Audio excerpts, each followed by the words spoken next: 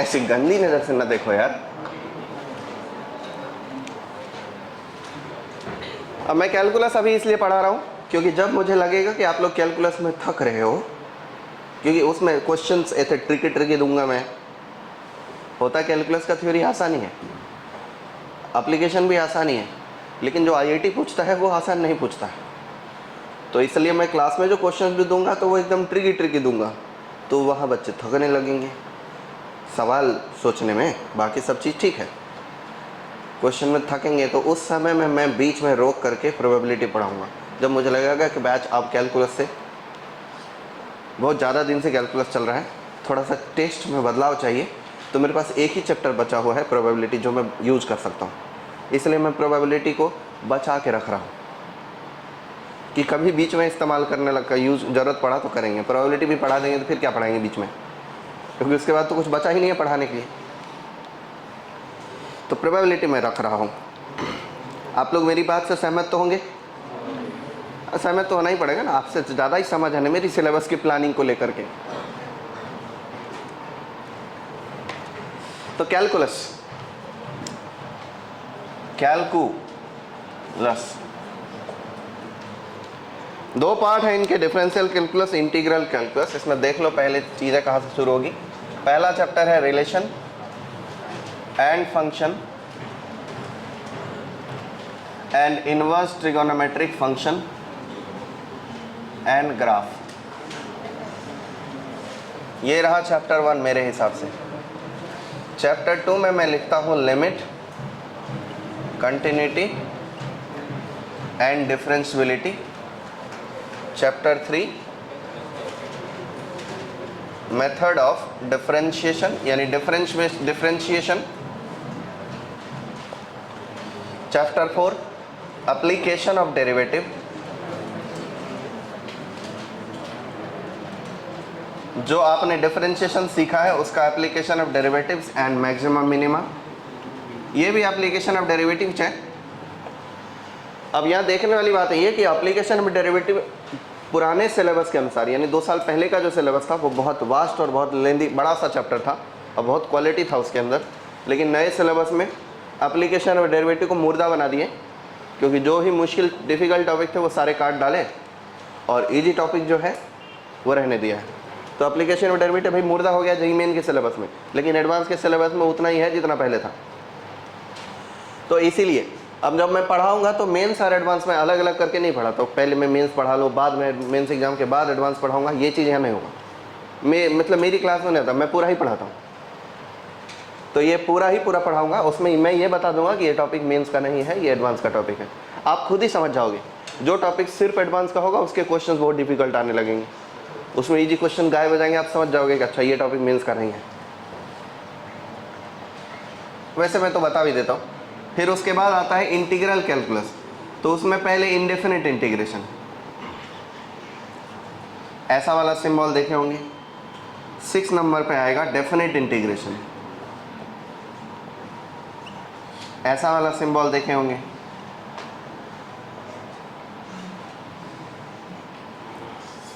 7 number पे आएगा सबसे क्यूट चैप्टर एरिया। 8 नंबर पे आएगा डिफरेंशियल इक्वेशन।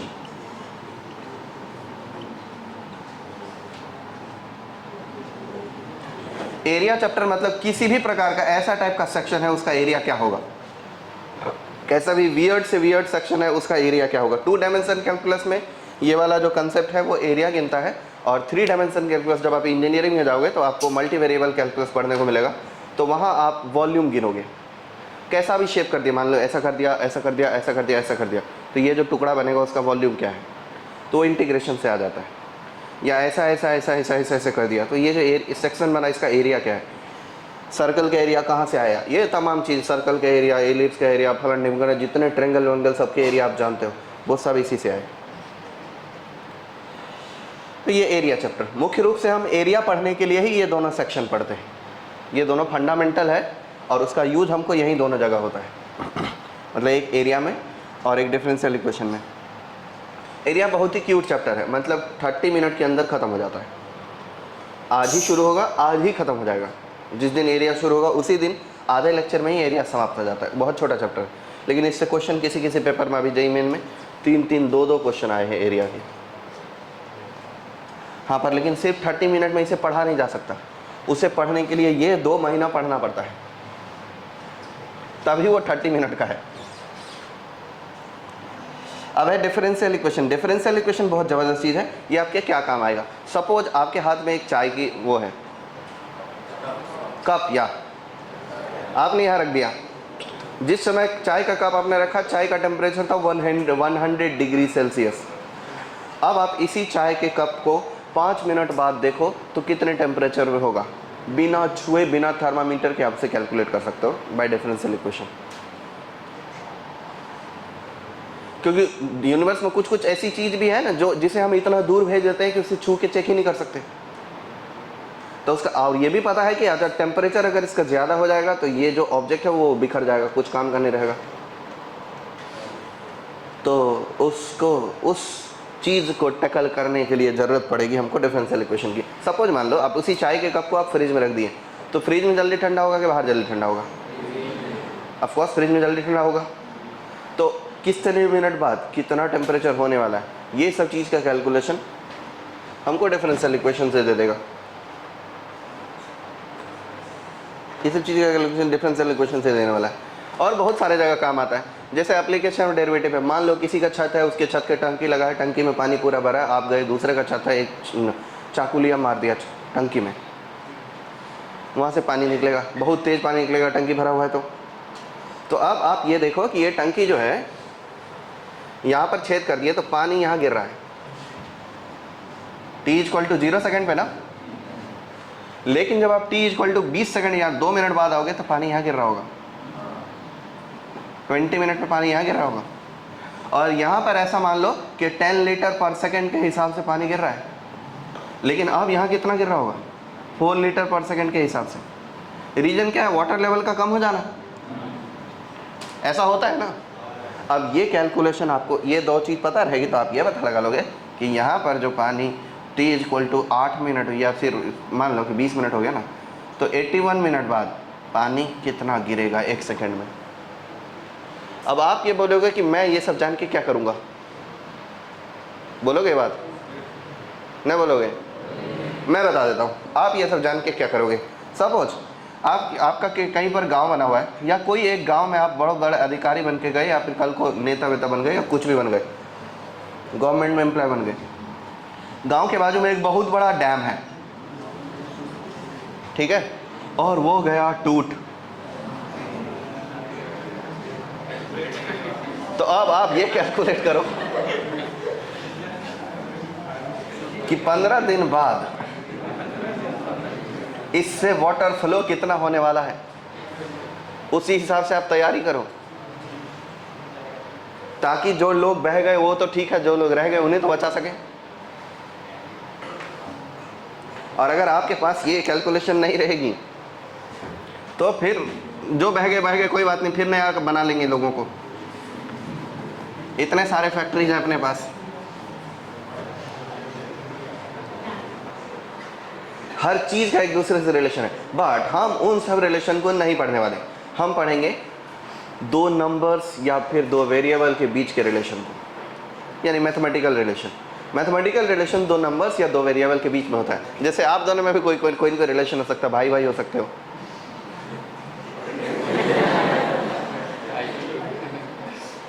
भाई भाई हो सकते हो। आपका तो मतलब है ही जेठालाल से संबंध।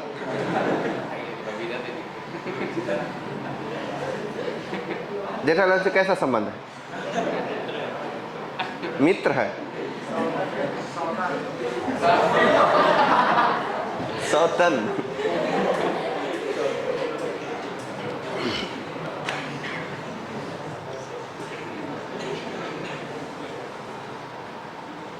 एनी 2 थिंग्स इन यूनिवर्स, ये लिखूंगा मैं, are related by some relation, but we are going to discuss, लग रहा मैं किताब लिख रहा हूं मैं।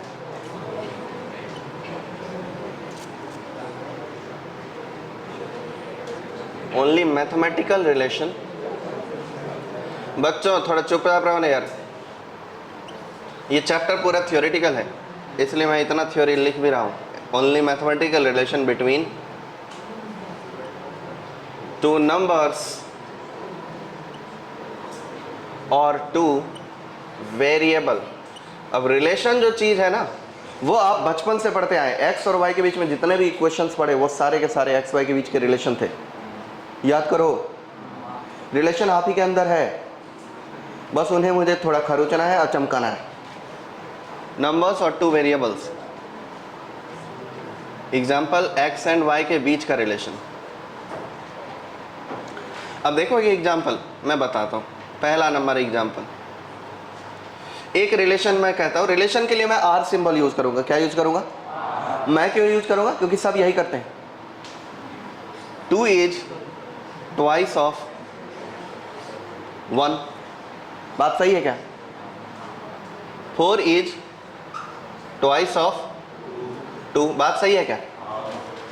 10 इज ट्वाइस ऑफ 5। तो इन जनरल हम क्या कह देंगे? इन जनरल हम इसी रिलेशन को इस प्रकार से रिप्रेजेंट कर देंगे, in general relation R is. R relation क्या है कि एक क्वांटिटी है जिसका नाम हमने रख दिया y, और वो है एक क्वांटिटी का 2 टाइम्स।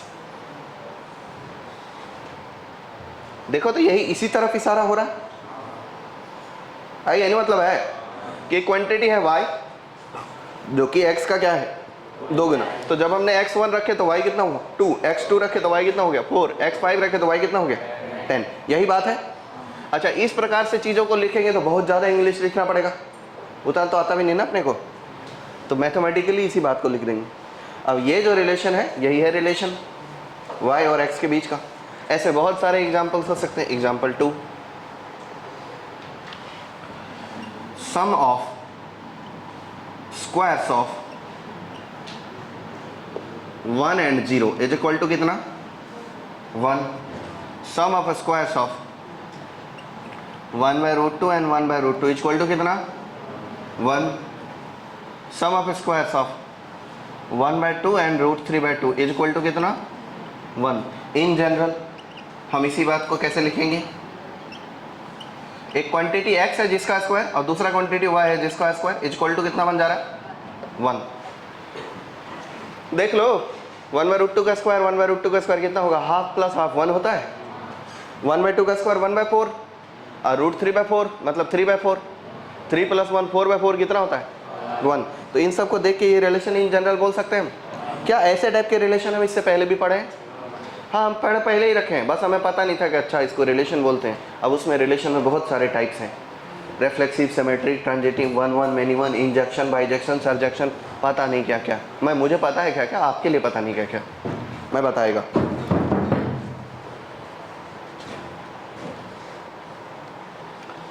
ये 2 एग्जाम्पल आप समझ गए। अब इसके बाद समझो कि एक क्वांटिटी होती है यूनिवर्स में नहीं होती है, लोगों ने उसे ढूंढा है, इंडिपेंडेंट एंड डिपेंडेंट वेरिएबल। इसकी जरूरत बुजुर्गों को क्यों पड़ी होगी मैं बता देता हूं कि क्या जरूरत थी उन्हें ये टर्म डिफाइन करने की। अब यहाँ दोनों वेरिएबल है, x भी और y भी, तो लोग और ज़्यादा सरल इसे समझने के लिए एक चीज़ बोल दी है कि x जो है वो वेरी करेगा और उसके हिसाब से y वेरी करेगा। बात सही है? x को 10 बना देंगे तो y कितना हो जाएगा, x को 50 बना देंगे y 100 हो जाएगा, x को 40 कर देंगे y 80 हो जाएगा, x को 35 कर देंगे y 70 हो जाएगा, x को 22.5 कर देंगे y 45 हो जाएगा। समझ गए? मतलब x बदल रहा है उसके हिसाब से y भी। तो x को बोला गया इंडिपेंडेंट वेरिएबल, x अपनी मर्जी से कुछ भी हो सकता है और उसी पर डिपेंड करेगा y का वैल्यू, तो इसलिए y क्या कहलाएगा, डिपेंडेंट वेरिएबल। क्या कहलाएगा, डिपेंडेंट वेरिएबल। बात समझ रहे हो ना आप मेरी? ओके, तो जनरली अच्छा एक बात और बता देता हूँ ज़्यादा ज्ञान के लिए। ऐसा भी कर सकता था कि y को 10 कर लो, y x अपने आप 5 हो जाएगा। y को 20 कर लो, x अपने आप 5 हो जाएगा।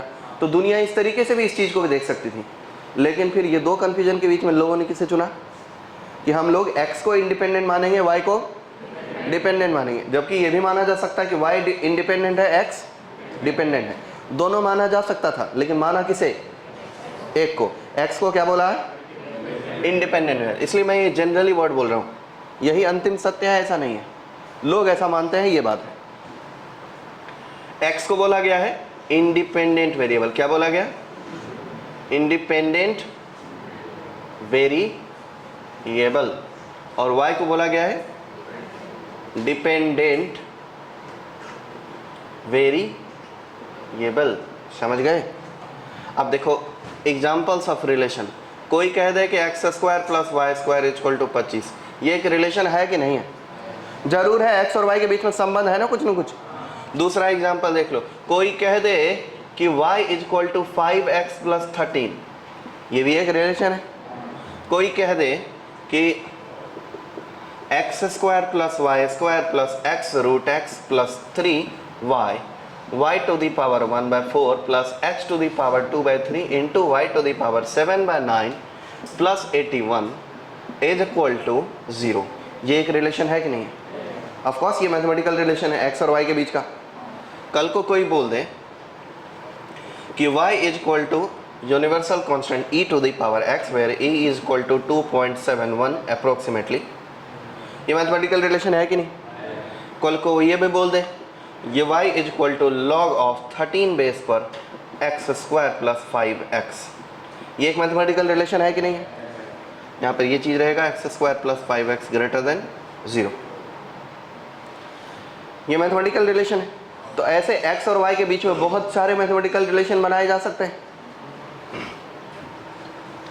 तो अब जरा देखो इसके आगे की चीज कि कुछ symbols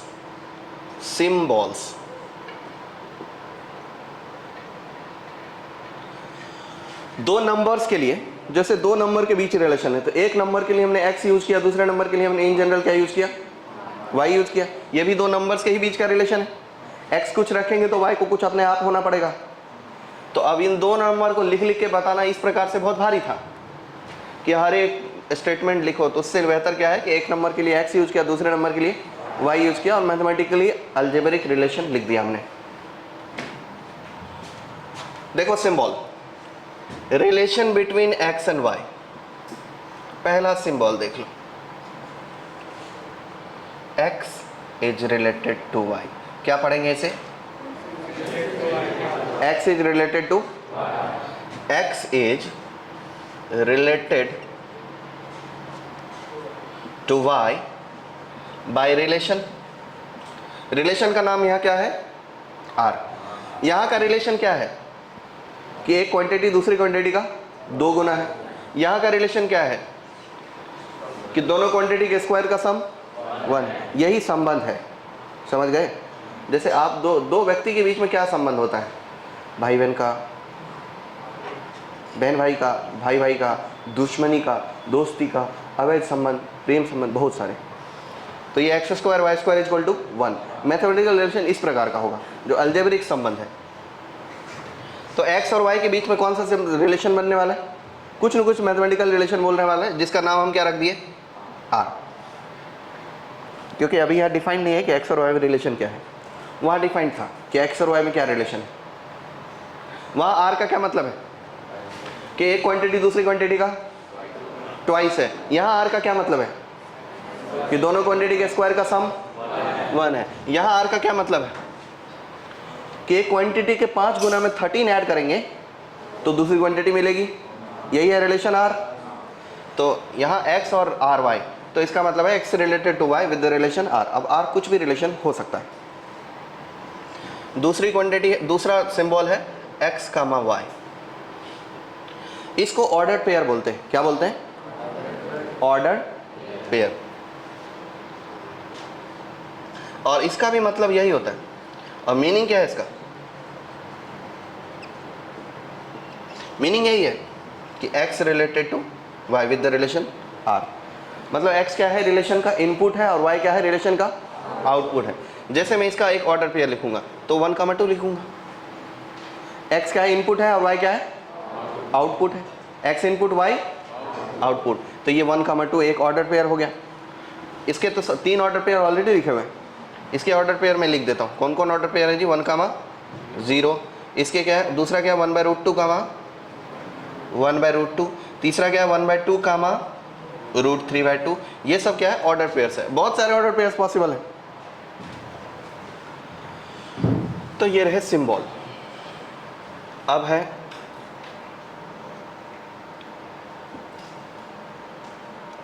Cartesian product of two set.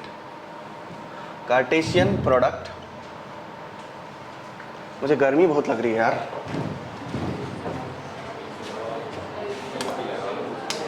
AC लगाने का टाइम हो गया है क्या? अरे यार बिल लेना पड़ेगा। क्या आपको भी गर्मी लग रही है? क्यों भाई?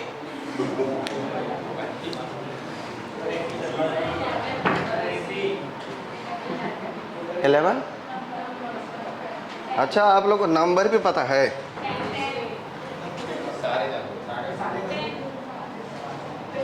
टेन का स्विच किधर है जी? अच्छा, 2 सेट्स। देखो ऐसे समझो इस बात को कि जब हम दो नंबर के बीच में रिलेशन बनाते थे x रिलेटेड टू y लिखते हैं, पर लेकिन अब दो ग्रुप के बीच में रिलेशन बनाएंगे।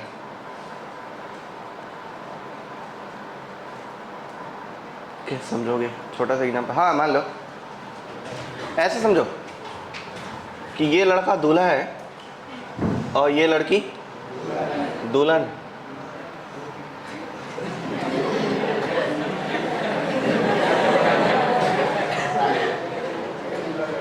अरे नहीं, गलत हो गया।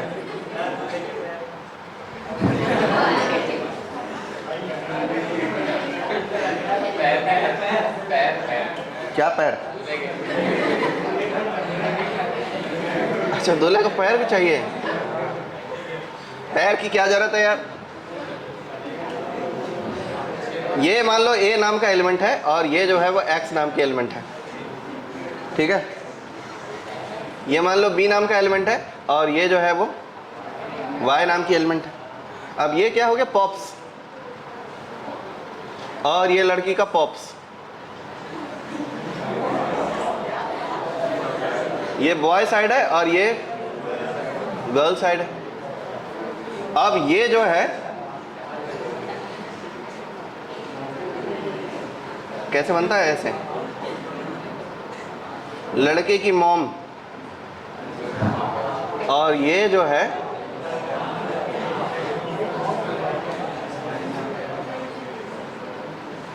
ये किसकी मॉम, लड़की की। तो देखो जब हम इनमें से कोई भी दो एलिमेंट को रिलेट कर देंगे तो अपने आप एक दूसरे का रिलेशन बन जाता है। पता नहीं ऐसा कि इसका बेटा उसकी बेटी शादी करी, बाप बाप जो है आपस में समधी हो जाते हैं। वो उन्होंने कुछ नहीं करा है पर फिर भी वो हो जाते हैं समधी। तो देखो जैसे ही इनके बीच में कुछ रिलेशन बना, बॉयज एंड गर्ल, इसके बीच में शादी का रिलेशन बना अपना, तो इसके पापा का रिलेशन इसके साथ बन जाएगा।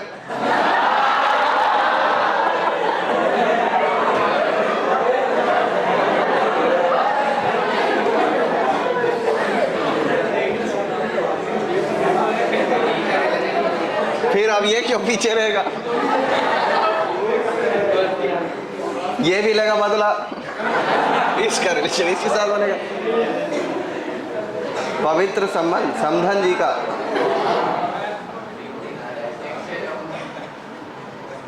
आप समझ गए ना मेरी बातों को? बहुत आगे निकल गए आप। और इसका रिलेशन इसके साथ भी बन जाएगा, कुछ न कुछ तो बन ही जाएगा। नहीं चाहिए फिर भी इसका भी कुछ न कुछ बन ही जाएगा। इनका भी इसके साथ बनेगा, इसका भी इसके साथ कुछ न कुछ संबंध बनेगा, इसका भी संबंध बनेगा, इसका भी संबंध बनेगा, ठीक है। तो अब मैं यहाँ पर इसको सेट से रिप्रेजेंट करता हूँ। अब ऐसे डायग्राम बनाना मुश्किल है तो मैं क्या करूँगा, ABC नाम का एक सेट हो गया। क्या नाम हो गया? इसका नाम मैंने रख दिया सेट 1। क्या नाम रखा? सेट 1, और यहाँ पर बन गए एक्स वाई जेड। जेड तो बोले ही नहीं मम्मी को। ये हो गया सेट 2। ये सब लेक्चर अगर किसी बड़े बुजुर्ग ने देख लिया ना, उन्हें लगेगा कि आगे वाला आने वाला भविष्य खतरे में है। देखो ए का किसके साथ रिलेशन बना? ए का कुछ न कुछ रिलेशन वाई के साथ भी बनेगा, ए का कुछ न कुछ रिलेशन जेड के साथ भी बनेगा। तो इनको हम अय्यर भाई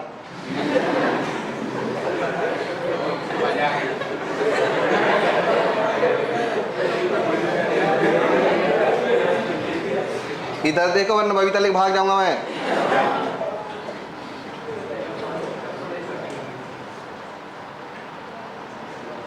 बी का एक्स के साथ, बी का वाई के साथ, बी का एक्स के साथ क्या संबंध बनेगा? अच्छा ही बनेगा जो भी बनेगा। और इसका इसके साथ जो संबंध बनेगा वो है लड़ाई मारपीट का, गाली गलौज चुगली। सी का एक्स के साथ, सी का वाई के साथ, सी का जेड के साथ, इतने रिलेशन बन रहे हैं।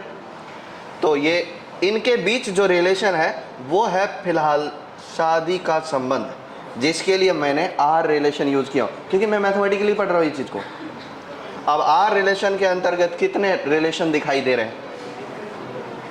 ए एक्स एक ऑर्डर पेयर बना, ए वाई दूसरा ऑर्डर पेयर बना, ए जेड तीसरा ऑर्डर पेयर बना।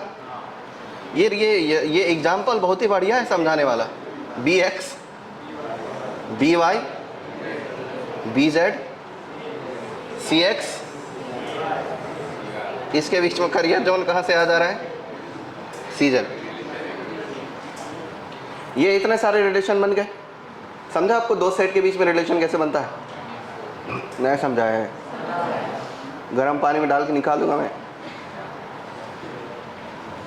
बोलता नहीं समझा है। नए बच्चों, अब आज से पूरे अच्छे दिन शुरू हो गए। कैलकुलस को सीखने के लिए किसी और चीज की जरूरत नहीं है, एक ही चीज इंपॉर्टेंट है, मेरा जरूरत है, बाकी किसी का नहीं। कैलकुलस के लिए आपको पुराना कुछ आता ही नहीं आता, उससे कोई लेना देना नहीं। लाइट को बंद कर दूंगा। बहुत ही नखरा है यार। पिछले जन्म में लड़की थे क्या?